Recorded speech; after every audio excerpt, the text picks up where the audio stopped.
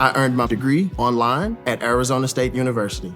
I chose to get my degree at ASU because I knew that I'd get a quality education, they were recognized for excellence, and that I would be prepared for the workforce upon graduating. To be associated with ASU, both as a student and alum, it makes me extremely proud, and having experienced the program, I know now that I'm set up for success. Learn more at asuonline.asu.edu.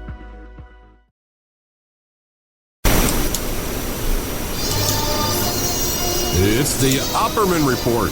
Join digital forensic investigator and PI Ed Opperman for an in-depth discussion of conspiracy theories, strategy of New World Order resistance, high-profile court cases in the news, and interviews with expert guests and authors on these topics and more. It's the Opperman Report. And now, here is investigator Ed Opperman.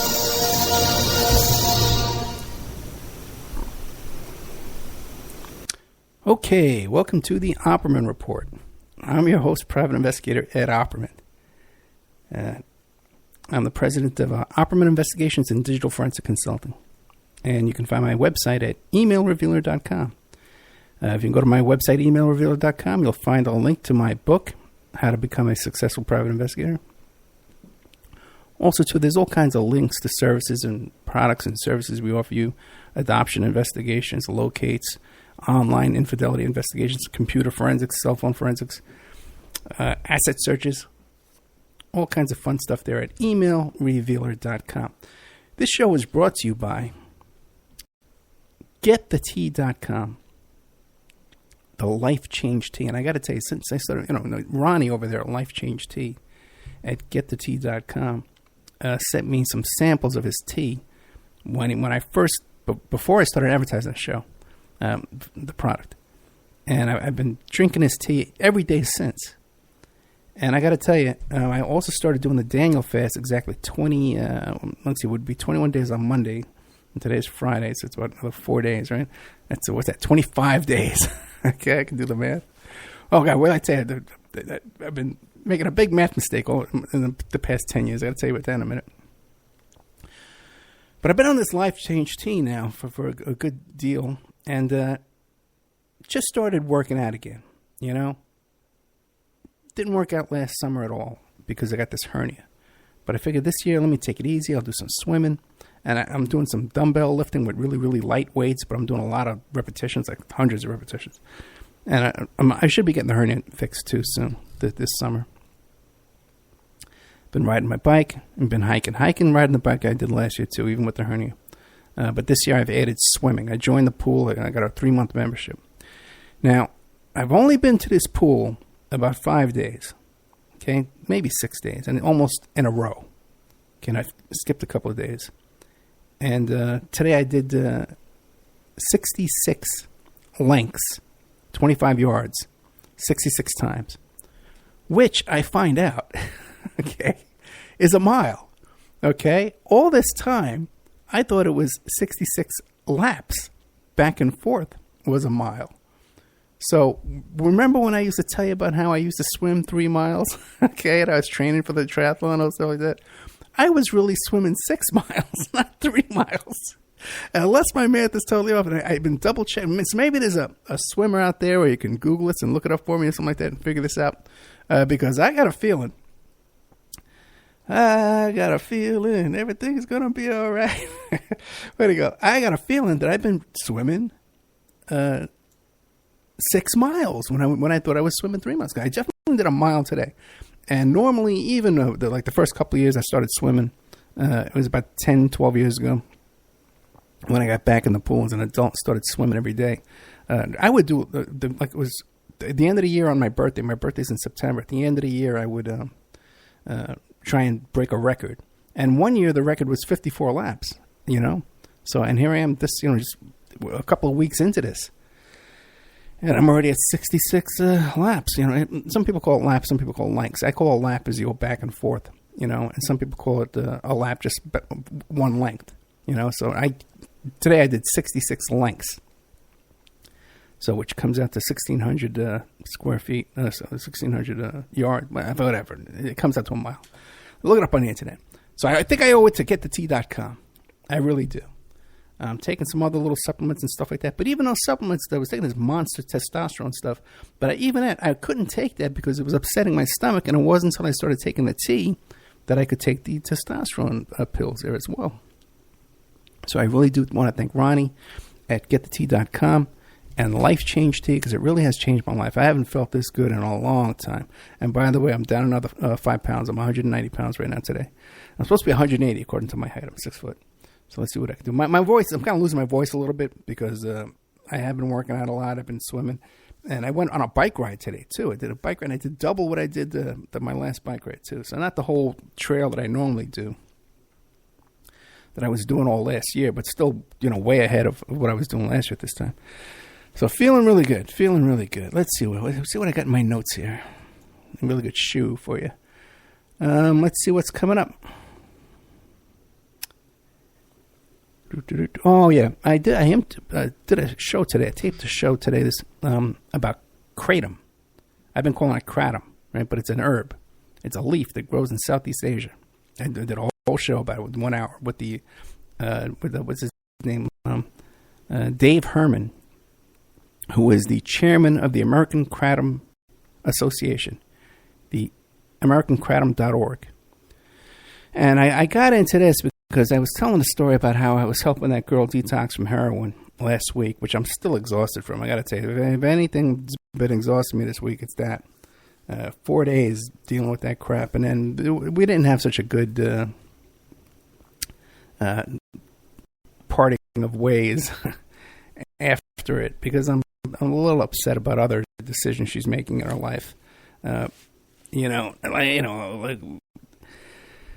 do you do? I want to help people, when they're sick and they're in trouble, or even when they need advice and they need help. I want to help people if I can help people. I like to think that when people come into my life, that they leave my life better off than when they entered my life. I really like to think that. And a lot of people come to me for advice all day long. I get dozens of phone calls, people trying to get free advice from me. People pay me for advice. And here I got this kid. I'm trying to advise her and trying to help her. She said I saved her life by getting her into the detox. But then when I try and advise her on her life, she wants to make more bad decisions. What I'm trying to do here is when I'm asking for her help to help me with my business, it's so that we can create things and make more money and accomplish things and goals. And when she needs help, it's always to repair bad decisions she's made. And when I'm trying to help her to avoid bad decisions in the future, she doesn't want to do that. So you don't want my help, you don't need my help. So anyway, I was looking into the kratom in order to help my friend there with her heroin withdrawals. And so I did a whole show on it today. And I think it was a very fascinating show. We did 1 hour on that. I almost forgot, too, because I had swam the 66 laps. And when I came home, I took a little nap. And then I woke up. It was 11 o'clock. 3 minutes before the show. 3 minutes before I had scheduled the interview. So I had to jump out of bed and run over there. Hey, coming up this week, we got a couple of returning guests that everybody loves. Gary Meese, who wrote those books about the West Memphis Three, and we have William Ramsey coming back too. The three are going to have a little roundtable discussion, and we're going to be looking into. Remember, I had Bob Ruff on the show about his serial podcast, and he's doing an investigation into the West Memphis Three. I had him on the show. We were very friendly on the show. We got along great on it. I thought I was very polite with him. He seemed polite with me. He said a couple of nasty things about Dale Griffiths that upset me. There's a couple of cracks that were just totally out of line. It was ignorant remarks. By the way, too, I just uploaded a video on YouTube, on iHeart and iTunes, describing an interview I did with Dale Griffiths about 2 years ago. And it's in our member section. It's the last interview he ever did in his life. And we go into detail, in depth about his education, his police career, a captain in the police force, a college professor teaching criminal justice, his doctorates, his PhDs, all this stuff. And we go into it in detail. But people, these ignorant people, they want to ignore all that and they want to rely on something they saw on a reality TV show, HBO reality TV show. A little tiny clip from the courtroom taken out of context. When the guy was, the judge ruled that he was a qualified expert occult witness in court, to testify in court. That's why he was allowed to testify in court. These guys make these cracks about him all the time. But if you want the facts, you can go to OppermanReport.com to the Special Archives and find that show on Dale Griffiths and learn the truth about Dale Griffiths, if you want to know the truth. But anyway, back to Bob Ruff and Cyril. We're going to be doing a little round table about some of his really inaccuracies in his reporting that he's doing on his podcast there. Now, like I said, I was getting along great with Bob there on the show. I was very polite with him. Everybody who has on iHeart, something like that, or even Facebook, control. Boy, Ed, you're this guy up. You guys had nothing to. And I'm just doing this by memory. The guy's in the midst of an investigation, according to him, and everybody says, "Boy, the guy really had nothing," And I said, "Yeah, it's the facts of the case." And he made this really insulting comment about me on Twitter. That I was I never questioned the police and all this stuff like that. I'm a mindless follower and all this crap. I said, "Hey, man, F you." What the hell is this? And I says, how dare you insult me like this after I was polite with you? And he told me, simmer down. Give me a break, what a child. Anyway, so I'm going to be doing a full report on some of the inaccuracies in his reporting. Okay, I'm going to give it a straight truth. Now, got a show coming up Saturday night about this guy, Robert L. Snow. Now, I found Robert L. Snow because I tuned in. I was Googling my own name. I was Googling Ed Opperman. Because every now and then I want to see who's out there stalking me. And there's always somebody. There's always a new psycho stalker out there making comments about me, which is the craziest stuff you've ever seen in your life. But so I Google myself, and I see a book. The guy wrote a book, and he included content from one of my articles. I've written many articles, about 600 articles on private investigations and locating runaways and how to do Fair Credit Reporting Act compliant asset searches. Well, it's stuff like I'm like an expert on, And so he found one of my articles on locating runaways, which is a little specialty of mine. I think I'm very good at it. I found one kid after 20 minutes. The parents were looking for. He had walked away from a mental institution, low minimum security, and they couldn't find him. I found this kid in 20 minutes. So I'm pretty good at it. Anyway, so this retired police captain, Robert L. Snow, had an experience where he was hypnotized and he did some past life regression. And he found some information, and then he did some research, and he believes he put it all together, and he's found who he was in a past life. And he has got the proof. He's got the evidence. And fine. If you listen to it, it does sound like it all plugs together. And I've also done, I was talking about this last week. Of course, people, listen to me talk. They don't understand what I'm talking about. This was before I ever got saved. I was doing a lot of stuff. I'm going to tell the whole story in the member section. But I went back in my really wild days, okay, when I had the nightclub and I was out doing stuff down in Tucson on the Mexican border and my little activities over there. And I was staying at Canyon Ranch in Tucson, the health spa. And I did some past life regression, hypnosis. I did astrology, all kinds of stuff. But this is before I got saved. And I realized that this was an illusion. I think it was a deception from the devil to try and trick me and lure me into confuse me and deceive me. And this is what I tried to explain to Robert L. Snow. And he just poo-pooed me and says, I don't believe in demons, deception. I said, well, have you looked into it? No, I didn't even bother. So he's saying, because this I've proven. Look, this is proof. I've got proof here. Look. And I said, well, if you haven't explored these other possibilities, how can you say you have proof? And I got to tell you something. This is so common, okay, of retired cops who become private investigators, is they think they know everything. They think they know everything, and they've got everything solved. Been there, done that. You hear this over and over. So listen, I've learned how to trace emails and identify people from an email address. Can't be done. You need a subpoena. Been there, done that. And that's one of the reasons why I wrote the book years ago, the first time, is because I was just sick and tired of arguing with these people in these PI news groups and email loops that we're all in, where we all talk about each other and start fights with each other.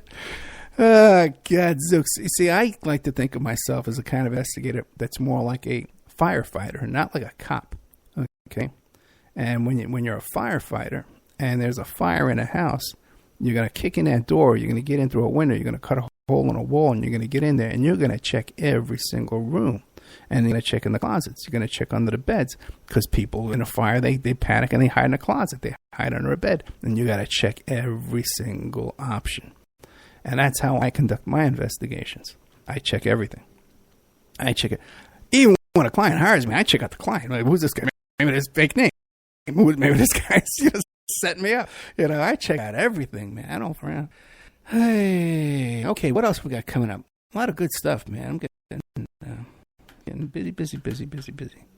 Mike Rothmiller, we did a critic. Is that for his FBI Freedom of Information Act? The request he's done. He just came out with a book about Chappaquiddick, the murder of Mary Jo Kopechnik. And Grant Stern, who's a genius when it comes to Rosneft and Russians and Trump and all that stuff like that. We did a whole show about Felix Sater.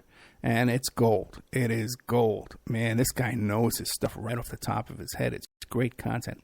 Both of those are probably going to go into the member section, though. So if you want to hear them, you got to become a member over at OperaManReport.com. Okay, what else is going on here? What else is going on? Got a whole bunch of stuff. Big news today. Big news. What's going on here? Well, one thing I was talking about, I don't know if I mentioned it before, but Mike Cohen. Now, there's some huge news about Michael Cohen and the Steele Dossier that just came out this evening in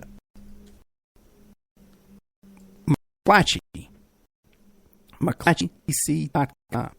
And this article was written by noted journalists Greg Gordon and Peter Stone. And McClatchy's a legitimate news source.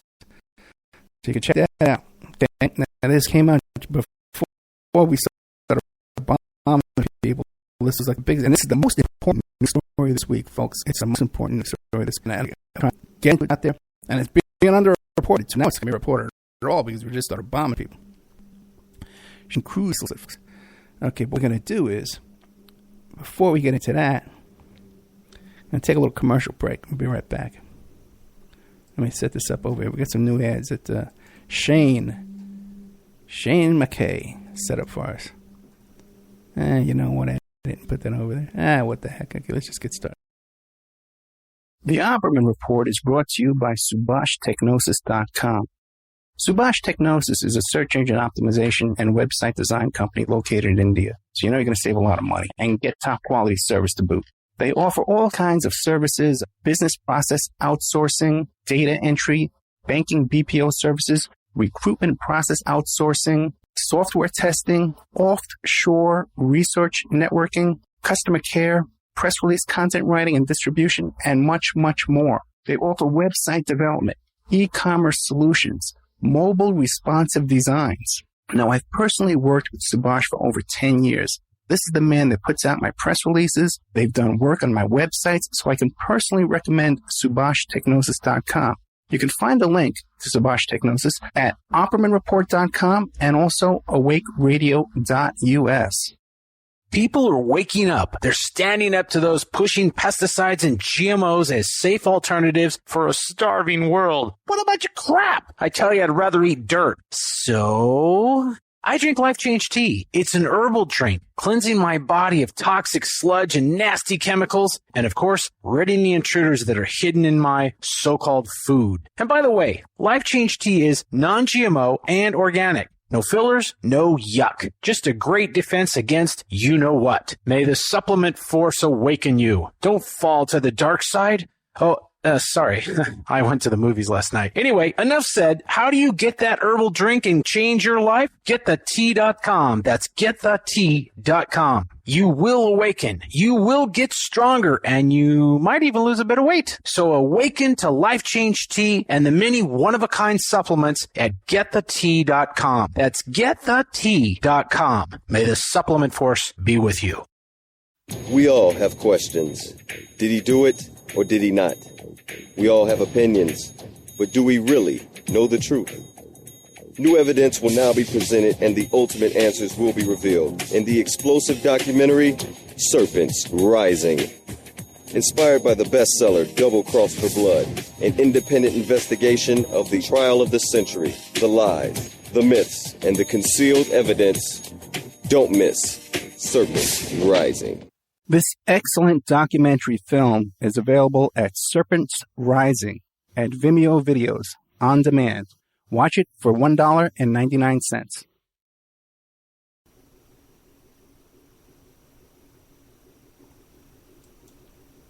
Okay, welcome back to the Opperman Report.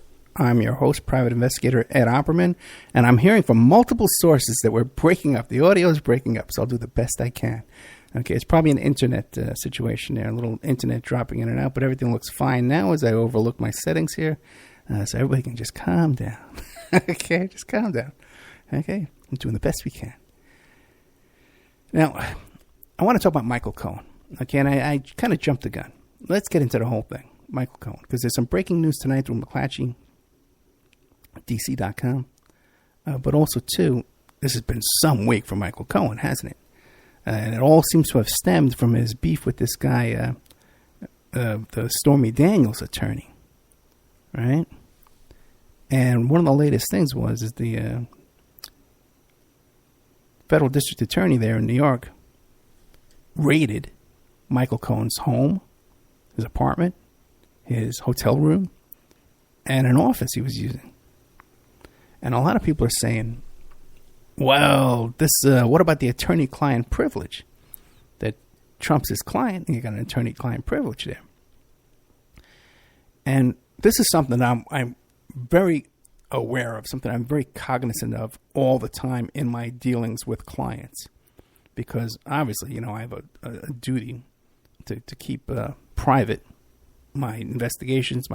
I don't even disclose. If people ask me, I don't even tell who my client are. If someone contacts me and says, hey, is so-and-so your client? I can't even say yes or no.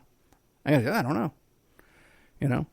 I can't say if I ever worked for this person and stuff like that. By the way, there's a lot of people I've worked for that you would know their names right away. I don't talk about all this stuff all the time. The only cases I talk about are the ones that are for the media, or if I have a release that I can talk about it. But all kinds of non-disclosures and stuff in my retainer agreement. And I'm very careful not to talk about cases or clients or anything like that.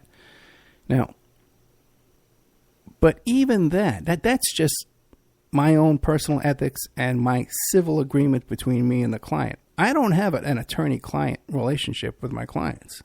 I have a private investigator-client relationship. And if I get subpoenaed into court, if a client just comes into me and hires me and I get subpoenaed into court, I have to testify truthfully. Okay? Unless I stand on some kind of moral ground and I say, well, I can't do it, I'm a journalist or whatever, something like that. I can't reveal my sources. I'm dealing with a lot of gray areas here in my life, that are tricky and dangerous. Now, but what I'll do is, and there's a couple of things too. A lot of times the client will come to me, they want me to investigate something, especially if it's a criminal matter or a civil matter, right? And it doesn't go the way, the results of the investigation aren't what they want. In fact, sometimes it's the opposite of what they want. Okay? They're trying to prove themselves innocent. My report proves that they're guilty. Okay? You know what I mean? They're trying to prove that the other person is being unethical or unfaithful or something, and my report proves that they're not. So a lot of times I try and explain to the client, you don't want this report. You don't want a report from me. I'll give you a verbal report. But you don't want a written report from me because it doesn't say what you want it to say. And you don't even want me telling you that it doesn't say what you want it to say because this can all be used against us in court later on. And it doesn't even have to be that I spill the beans or the client spills the beans. Someone I interviewed along the way could be on the witness stand and say, yeah, as a matter of fact, some private investigator knocked on my door. Ed Opperman, his character, is very rude to me, blah, blah, blah, blah. Oh, really? Oh, a private investigator? Well, then they go, we want all the records from this private investigator, So this stuff could come out and come back to haunt us. Okay, so sometimes you don't want a report. If the report doesn't say what you want it to say, then these things can kind of go away. Because I destroy my notes. I destroy my notes after a period of time just to avoid these kind of problems. What I'll do too is my reports are written like as I do my notes. So the report is my notes. It's the work product of my investigation. It's on such and such a date this happened. On such and such a date I did this. On such and such a date I did that. And then that's it. That's the only report. So that I can't be called back in later on and say, well, give us all your paperwork. Give us everything you got. You know, this is stuff you learn after 30 years. Okay. But, and also, too, what I'll see, a lot of times the client doesn't have an attorney when they come hire me, which is really best, okay? It's best to hire me first, and then I'll help you get the attorney. Especially, I'll even find out who the judge is in your case, and I'll help you get an attorney who's good with that judge. This is the stuff you do after 35 years. You know what you're doing. So, but if the attorney hires me, and it's a work product, and I'm working for the attorney, that's all under attorney-client privilege. And it can't be pierced. We can't be forced to talk about it. It's held in secret. It's in private. Okay? But there's a lot of ways to pierce that attorney-client privilege. One would be, like I said, if I gave the report directly to the client when they have an attorney. Or if the client hires me instead of the attorney hiring me. That could be a problem there. Another thing could happen is, did you know that if you bring a friend of yours with you to the attorney's office, okay, that pierces the attorney-client privilege? That's no longer privileged communication because you brought somebody with you. You've waived your right to privacy. Also, too, all of your communications with your attorney is not under the attorney-client privilege. If you're talking about the weather or something else, or especially if you're talking about a crime or a fraud or something like that, you're both committing a crime together, that's not covered under the attorney-client privilege. So, and that's that's the problem that Michael Cohen has here. First of all, turns out that Trump is pretty much his only client. So all their communications, they're not always talking about legal cases or legal stuff. They're talking about other stuff too. And all that's wide open. That's not going to be included here. That's all open to examination. This guy's in big trouble is the point I'm trying to get to, okay? Because they're talking about that he has recordings. He has, quote unquote, millions of communications between him and Trump, between him and his clients. So this guy, and these are shady characters. But man, my God, I predicted when I was running for president that he would never withstand the scrutiny. But in my wildest dreams, I never dreamed in my life that the FBI would be raiding his lawyer's office and digging up all that stuff. This man, he can drop 1 million bombs on 1 million countries. He's never going to survive this. He is never going to withstand this scrutiny. The jig is up. The game is over. So that's where you get the whole situation with the attorney-client privilege. I believe it's totally pierced, and it's pierced in other cases too. It was pierced in the John Gotti. He had to fire his lawyer. This lawyer's office wasn't raided by the FBI. Okay, Bruce Cutler wasn't raided by the FBI, but he was forced to resign, and he wasn't allowed to represent John Gotti. Okay, but that'll give you an idea, okay, of how much dirt they got here on Cohen, that they were able to get these warrants to go in there and search him and go after his taxi medallions. And now they're finding other cases where there were these payoffs and stuff like that. Now, I'm really hoping, now if they have all of Michael Cohen's communications, okay, of everybody, and just think this little threat that he did with Stormy Daniels and her child at the gym here in Las Vegas, allegedly that someone was sent there to threaten her and intimidate her to forget about the story. And it happened here in Las Vegas. Now, I got to tell you something. I had a little experience here myself. Right around that same time of June and July of 2016, I was working on a very big case. The case is going to be in the history books.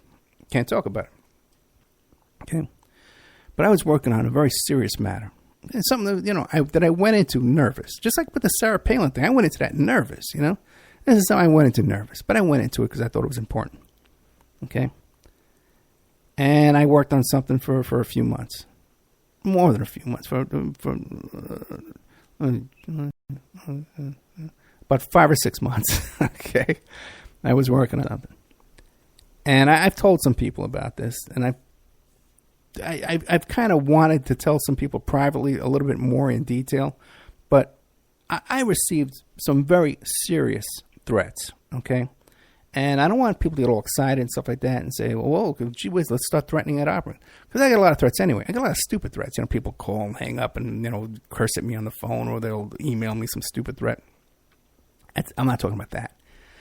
I'm talking about a real legitimate threat where obviously they know where I live, they know where my car's parked, they know what my pattern is and where I'm going during the day, and it's a very professional phone call. And when you're it's laid out. Hey man, we know who you are, we know where you go every day, and you got to watch your step here, and you got to stop bugging people and doing what you're doing. Okay, very calm. All right, and I'm aware of these threats because I've worked on other cases where these threats go on. Okay, all right. So I know how this is done. Okay, and I know exactly how it's done. This is a professional threat. Now I can only hope.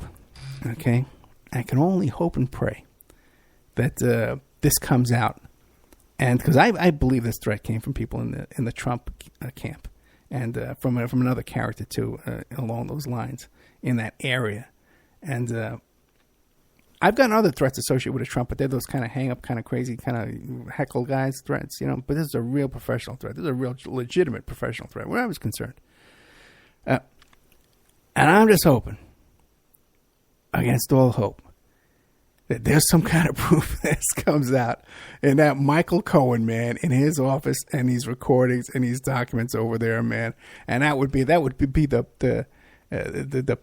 peak of my career, the happiest day of my life, if this comes out. It traces back to this guy, man, which, and I suspect, man, if I was a betting man, and I lived in Vegas and I placed a lot of bets, I would bet that's where it came from. Anyway. So let's see what's going on here. What's that? Someone sent me. Oh, great. Okay, good.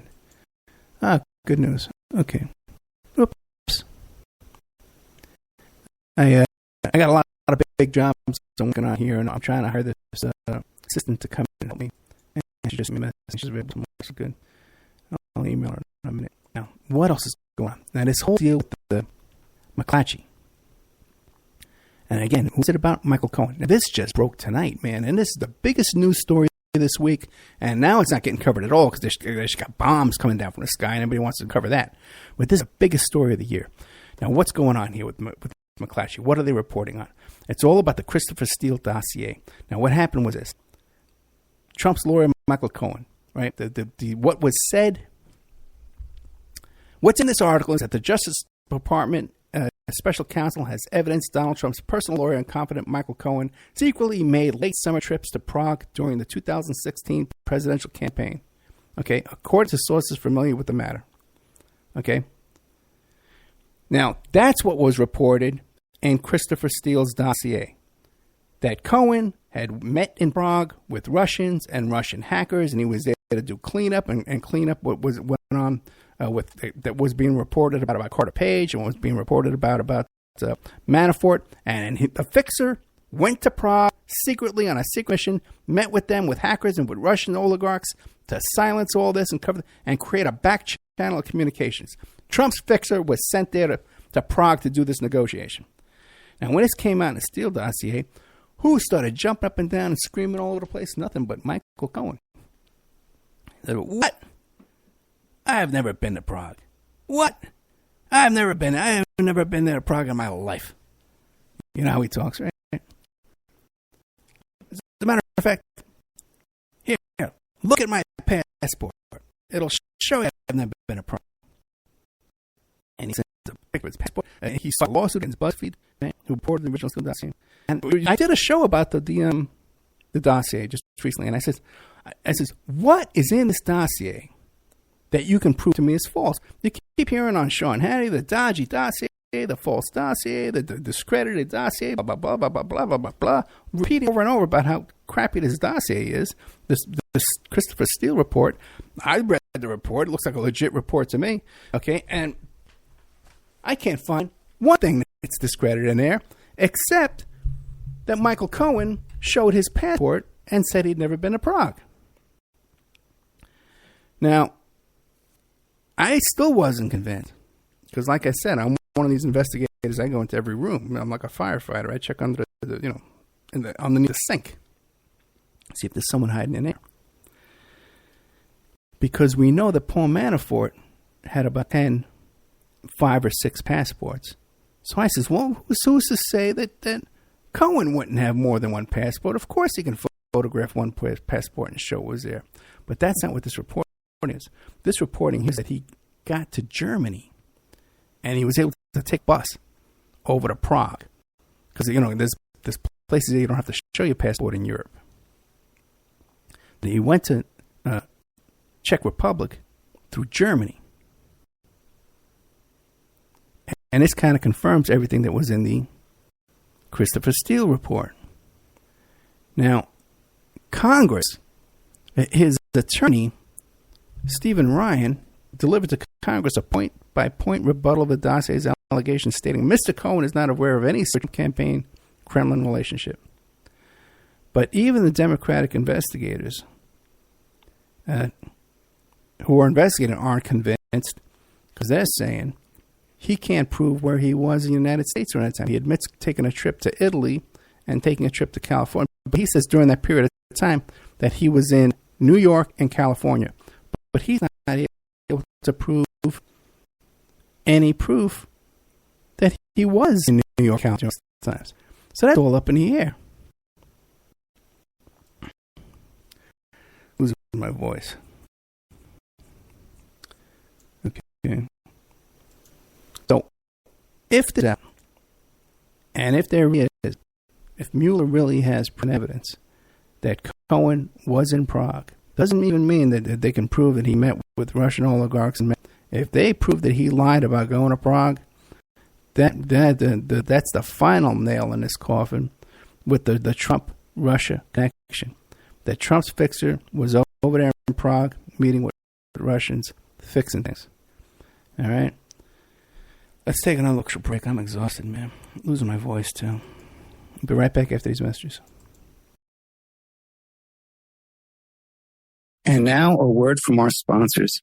Hi, folks. Ronnie here from Life Change Tea. There's a lot of hubbub about the ramifications of GMOs. First of all, what are GMOs? Genetically modified organisms. Yee! Man-made organisms entering our body, changing and damaging us from the inside out. What's our defense? First of all, not eating them. Second, cleansing from them when we do eat them. Thank God for Life Change Tea at getthetea.com. Life Change Tea cleanses from toxins, heavy metals, and helps flush GMOs out of your body. Our unique blend of herbs help cleanse you from the inside out, helping you feel refreshed and clean of yee. We also carry unique one-of-a-kind supplements. So order online at getthetea.com. That's getthetea.com. Rid yourself of the yee that contaminates your food and water. Go to getthetea.com. That's getthetea.com. Get the tea, your best defense. WPR Rebuttal, covering the sides of the story missed by Wisconsin Public Radio. Bringing narratives the UW System Board of Regents won't allow. Shedding light on perspectives the owners of WPR don't want you to hear. Every Thursday at 12:30 Central Time, WPR Rebuttal is your destination for grassroots journalism in Sauk County and beyond. Our host, Senator JPO, provides insightful analysis into stories that are only superficially covered by mainstream press. A recent inventory of topics includes college graduate underemployment, yellow journalism in the media, and favoritism in the public sector hiring process. Get your WPR Rebuttal fix Thursdays at 12:30 Central Time. We all have questions. Did he do it or did he not? We all have opinions, but do we really know the truth? New evidence will now be presented and the ultimate answers will be revealed in the explosive documentary, Serpents Rising. Inspired by the bestseller Double Cross for Blood, an independent investigation of the trial of the century, the lies, the myths, and the concealed evidence. Don't miss Serpents Rising. This excellent documentary film is available at Serpents Rising at Vimeo Videos on demand. Watch it for $1.99.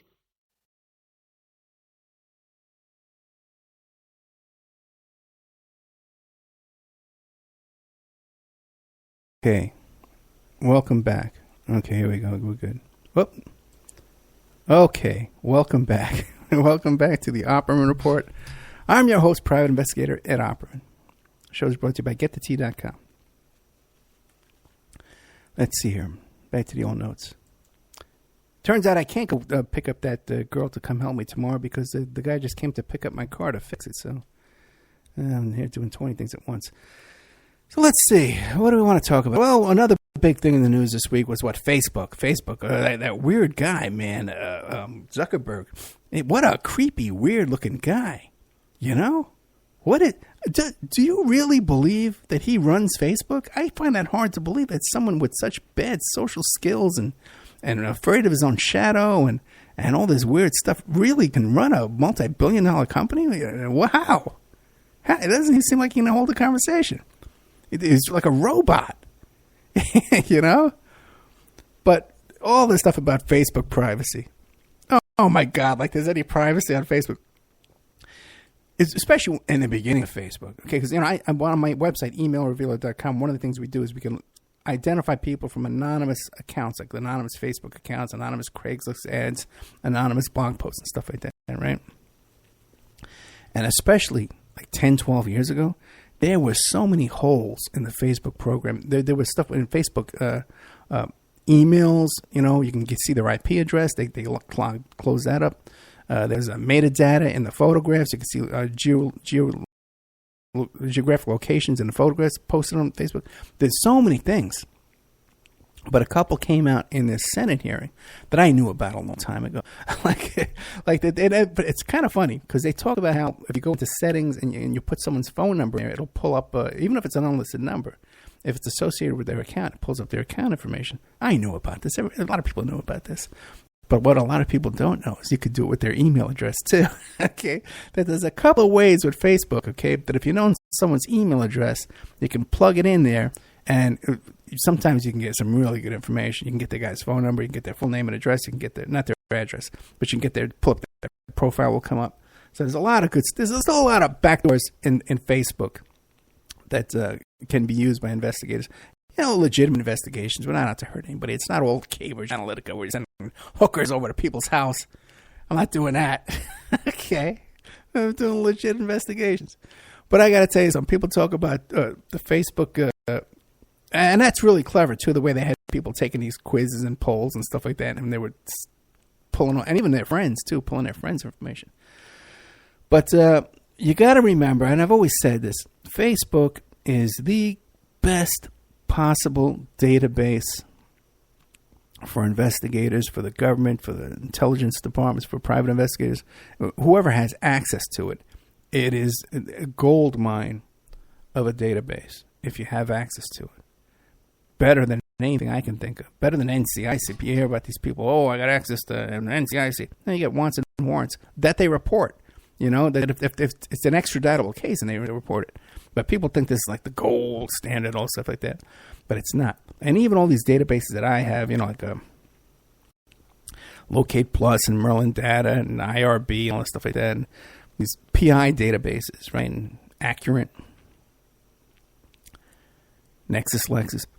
See, the Facebook database, if you have access to all of it, see what that has is a gold mine because it has who your friends are, your family are, and also who your enemies are. Who did you block? Who did you have a relationship with that you no longer have a relationship? Your relationship status. That's a gold mine. You know how long it takes an investigator to find out who you had relationships with? The best you have it's called common residency, or the neighbors database, or the common residency database. And what will happen is if people are living at the same address at the same period of time, let's say, someone's filling out applications, credit applications, or they're buying a car, or they're filling out the voter registration stuff. All that stuff winds up in databases. So if two people are filling out these applications and they're living at the same address during that same period of time, well, they're common residents. They have some kind of relationship with each other. If they have the same last name, they might be husband and wife. You got to check that in. And you look into this. Sometimes it's mother and daughter, father and son. But sometimes they're roommates. And there's no relationship. But that's the best you got. The common residency. Then there's neighbors. Just they happen to live next door to each other during the same period of time. But with Facebook, you know who people's enemies are. You know who their ex-girlfriends are. And these are the people you want to contact when you're investigating somebody. You want somebody who's mad at them, who's going to give you the dirt. going to give you the gossip. And that's what Facebook has. And that's a gold mine. Moving on from Facebook. Let's see what's next. I'm excited, too, to see what's in my notes. Even I don't remember what I'm talking about. Yeah, I got to tell you what's real funny. I got to tell you this, because me and my daughter, when I take her to school in the morning, we love listening to Laura Ingraham, okay? And we call her the racist, okay? I don't know if you listen to her radio show, but this woman, every single show she does is this horrible. She hates Mexicans. She hates illegals. She hates these snide. And she's angry about everything. She snide remarks. Oh, I had these people come in and fix my kitchen, and they didn't even do a good job. And I vet them out. I find out if they're illegals before they even come in my house. I check them out. She's so nasty and so angry and so mean about every little tiny thing, and everything comes back. No matter what she can be talking about a recipe, and it comes back to illegal immigration, illegal immigrants. So she had her problems in the past couple of weeks because she started a problem with that kid David Hogue, and she made some snide remarks about him not getting accepted to colleges and stuff like that. And he fought back. He says, "Hey, this is a list of her sponsors," and all of a sudden her sponsors started dropping her. So she claims, "Well, I had a vacation planned, okay? I had a long planned vacation, and I'm going on vacation, right?" So, and every day, we're tuning in because, I'm in radio, when you check out the other hosts and stuff like that, and we're checking to see, is she back yet? And every show they made that week while she was on vacation, quote unquote, were all these beautiful, loving shows about teen suicide and how we have to reach out to these teens, and all these beautiful shows. Nothing about her normally angry, racist stuff that she normally rants and raves about. So we're tuning in every day, saying, "Well, is she back yet? Is she back yet?" And we're listening to her show the other day. And when you host a show, you can kind of tell, when their guests late, and they're trying to fill up time, or they're laying the groundwork for something that's coming up, because you do this yourself, so you notice what's going on. So since she's been back, she's got some kind of co-host guy with her. I don't know who he is, a producer or whatever, but she's talking to this guy. So she's back, and it's a new show, and she's reeling into the immigrants right away, man. I guess she doesn't say anything about gun control with David Hogg, but she definitely back on her racist immigrant rant. And the guy. Suddenly they're talking about Disneyland and the having breakfast with the princesses and all stuff like that. And her co-host is going, "Oh, and in order to book those breakfasts, you have to book months and months in advance. 6 months to a year." This is just how he was saying it. You have to book 6 months to a year in order to get those special visits from the princesses and all stuff. And I'm thinking, well, we did that when Victoria was little. We did it like a couple of days in advance. We did the thing. And we had that stupid princess breakfast thing. It was cost a fortune. But we did it. And we're driving to school. And I said to Vic, I says, "You know why they said that? To prove that they're trying to plant the idea in our head that she had planned this vacation 6 months to a year prior and had booked these princess breakfasts at Disneyland, and her vacation had nothing to do from hiding out from David Hogg." Now, we caught it, but at first we were fooled. Like, I'm sure that 90% of the people listening to that show were totally fooled and bought into that little subliminal, what do you call it, mind hack there she's trying to put on you there. Let's see, what else? Okay, that's Laura Ingraham. Disneyland. Let's see, what else is there? Oh, another one here. Okay, I'm running out of notes, but one thing I do want to get to is I don't know if you follow this whole thing about these two African American women called Diamond and Silk, and I don't like to see anybody censored, but they're being censored now on Facebook. Now, the whole idea between Diamond and Silk is there's these two black women that are on YouTube, right? And they support Mr. Trump. And the one of them does her whole shtick about it, and she's bobbing her head back and forth, doing this real ghetto thing, And the other one just sits there and goes, like that, right? And the whole thing is just really uncomfortable to watch. Because these two are playing into a stereotype And they've been picked up now, this Diamond and Silk, especially on Fox News. Oh, we're going to have Diamond and Silk on soon, because it's sort of a novelty that here the two black women, and I guess they're like ghetto stereotype black women, would be Trump supporters. And that guy Waters from Waters World, who used to be Bill O'Reilly's producer, and they gave him a show. He has them on with this big grin on his face, like like they're like entertainment. They're like court jesters for these right wing, white, Fox News sleazeballs. You know what I mean? So the whole thing is really, and every time I see it, I'm really, really disturbed by it. And so now they're getting a little bit of fame. They're doing a tour and they're doing stuff. They got a big Facebook page. They got a big following. But most of my people just look at them as a novelty, like a step and fetch it, kind of characters, Amos and Andy, you know what I mean? And it's a real turnoff to me. But now they're being censored on Facebook as well. I don't know the reason why Facebook's censoring them, but they are. And I don't know, man. Just take a look into that Diamond and Silk. The whole thing is really tacky to me. I don't like it whatsoever. One last thing I have here in my notes I'd like to talk to you about, and then I'm going to have something for my throat. I don't know what I can have. Hot water. The tea. I'll heat up now. If I drink that tea, I'll be up. But I'll drink the tea in the morning. But maybe I'll just drink a little cold tea. Maybe I'll warm it up. I need something for my throat. I'll drink that tea. It'll fix me up. One thing I would like to address here, and this is something that I've been wanting to talk about for a long time, and we need to get this out on the table here, okay? Me and the audience, okay? We have a problem we need to discuss, right? And what this is, if you had any idea, like the amount of messages, I get, even during the show, like in the past hour, you get hundreds of messages all day long, and comments on YouTube and Facebook and emails and all this stuff, and everybody's got a complaint, they got a suggestion, whatever. And I enjoy your show suggestions. If by the way, if you do want to suggest a guest or a topic, try to include contact information for the guest or the topic. Otherwise, it just kind of gets lost in the shuffle. But there's one issue because it's just like Friday, like tomorrow morning will be Saturday morning, right? When I do the show live.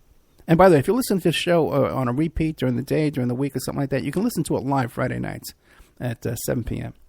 On Spreaker or iHeart, or we're on a bunch of internet stations too. Now,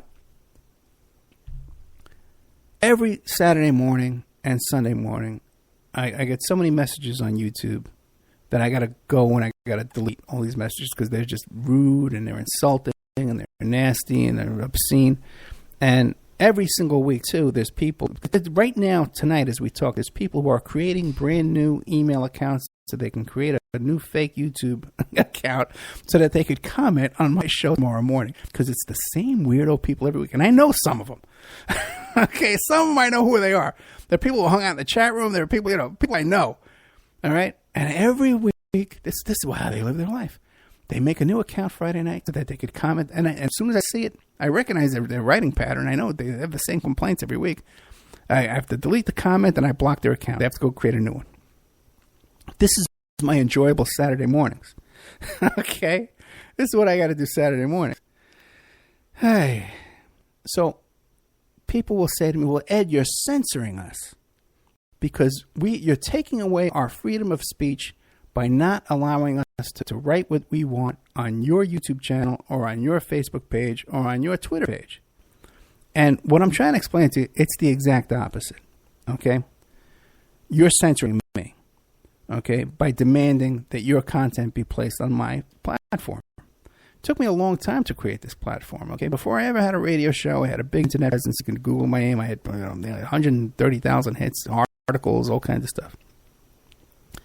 Before I ever had a radio show. Now it's even way bigger.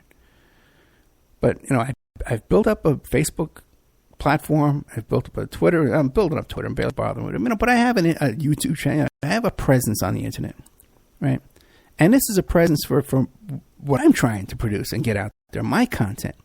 And sometimes, if you're contributing on Facebook or something like that, and you're kind of distracting from the thread of what I'm trying, the discussion I'm trying to create here, then, okay, I'm going to delete that. Okay, and that's not censorship. See, it would be censorship if I was preventing you from your comments and your discussion on your page, okay, or your YouTube channel. See, you have every right to do whatever you want on your platform. Just like I have every right to do what I want on my platform. And when you're trying to tell me, well, Ed, I demand that you let me put my content on your platform, see, you're infringing on my First Amendment right. Do you understand that? Okay. And I understand it's a lot of work and takes a lot of time to build a big platform where people actually listen to what you're saying. But that's what you got to do. And you should take the time that you spend creating these fake email accounts, okay, and look at all of my stuff and think of the things to complain about with me. Spend that time building up your own platform. It's not that much work. You write some articles, you become a guest on a show. If your content's so observable, people will build up an audience. People want to hear you. But you can't demand that I broadcast your content. I'm not going to, and you can't force me to. So anyway, that's my little free speech censorship rant. And what I'm going to do now is I'm going to say goodnight. Okay? What I'm going to tell you here is if you like tonight's show or any of the shows I do, I don't know why people like this live show. I'm starting to hate it. But if you like the shows, there's more content in the members section. If you become a member, that's how you support the show. And I can really use your support because we're coming toward the end of the month. We've had one bad month after another. So we really need to sell some memberships so I don't have to do these urgent pleas for donations and memberships, If you can just kind of stick with me, and chug along throughout the month. No one's reporting this Michael Cohen thing about the Prague thing. You're not going to turn on the TV, turn on the radio. No one's talking about it. Okay? I give you this good stuff. So you can become a member at oppermanreport.com, or if you want a discount, I'm in a great mood. I'm going to give you a discount, 13 months for $60. Okay, and that'll help me get through the month. Okay, got a lot of expenses. A guy just can't pick up my car. He's fixing my car. They're going to raise my rent in 2 months. How do you like that? Like about $100 a month, But what are you going to do? Anyway, I'm going to play one more little ad here, and then I'm going to bed. So, no, we're doing something new. Oh, no, watch this. We got a plan here. What we're going to do is we have something called end of show music. How do you like that? How professional are we getting here on this show? How do you like this, man? This is like becoming like a real radio show. You got to start listening. Because, by the way, too, I'm picking up another station in Missouri. Another AM station. Might be FM, but it's another terrestrial radio station in Missouri. And what it is, get this. Now, it's a non-commercial station, so I can't play my ads. I can't promote my sponsors, but I can interview them on there.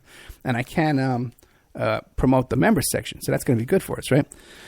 So what I'm doing now when I do an interview, I'm doing like 2 shows at once because I'm doing one where I have the commercials in it, and then I'm doing a second one at the same time where I'm leaving the commercials out. So I'm doing all this editing on the fly like a real professional, Remember the days of the squeaky chair back in those days, man? When I do a break and they hear me flushing the toilet, they hear me doing all this stuff. Now look what we got going on here. I have exit music. Okay, and we're going to be playing that for you now. We're going to say, it's not going to be on all the stations, but I'll have it for you next week, guys. Let me get this set up here over here. Our next show coming up is, what was that, Porkins Policy over here. Let me get that. Well, I'm going to play some ads first. Okay, get that going. All right. Here we go. Good night. Okay. And now I'm going to do my... Once they're locked in that car, they think they got to listen to the show. iHeart, iTunes, Spreaker, Podbean, Podcast, YouTube, all that stuff. Played everywhere, all over the place. You can't miss the show. 10 different internet stations, People's Internet Radio, a public streaming network, awakeradio.us, IPM Nation, and now on Ocelli.com. On Chuck Ocelli put us on his station. So you can't, it's a rock bottom prices to advertise on the show, and that's how you help support the show. Also become a member, oppermanreport.com. Or contact me for a discount, oppermanreport@gmail.com. Thank you so much, John Elite. I'm looking forward to being stalked by all these characters here. He got me hooked up with www.elitedarkesthour.com. That's ALITE. We'll have his book in the Opperman Report book store on our website.